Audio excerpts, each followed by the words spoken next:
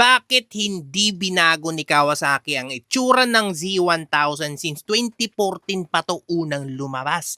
It's been 12 years. Pero dude, hindi nyo ba nahalata na hindi naman talaga problema yun? And ever since na lumabas tong Z11000 ay wala pa akong nakikitang nagrereklamo sa design nito na luma daw. Actually, it's the other way around. Kasi yung mismong itsura talaga ng motor na to, yung mismong hinahanap ng mga tao. So kung sakali man pinalitan ng bagong design to ni Kawasaki dude, sa tingin mo sino pa ang bibili nito? Kasi the Sugumi 2014 design dude, the original design, yan yung mismong naging standard ng basehan ng lahat ng Z-series na naked sport bikes ni Kawasaki. Tsaka isa pa dude, hindi naman talaga yung looks yung problema dito, kundi yung Euro emission compliance ng motor. Kaya imbes na mag-focus sila sa bagong design nito dude, nag-focus sila sa makina, which is ginawa nila tong 1099cc engine na. Mas high-tech na din with ride-by-wire throttle with IMU-based electronics like may cruise control na siya, may quick shifter, traction control, at syempre yung mas pinapinong handling at pati na ergonomics. Pero coming back from the lumang design na concern ng iba dude, sa tingin nyo ba yung mga bagong Z-series naked sport bikes ni Kawasaki ay madaling makilala? Sa unang tingin nyo ba tumatatak agad sa inyo kung anong motor yun? Hindi, diba? So ikumpara mo yan sa Z1000 dude. Noong nakaraang buwan mo pang nakita yan pero buong buo pa sa isipan mo na parang kahapon mo lang nakita.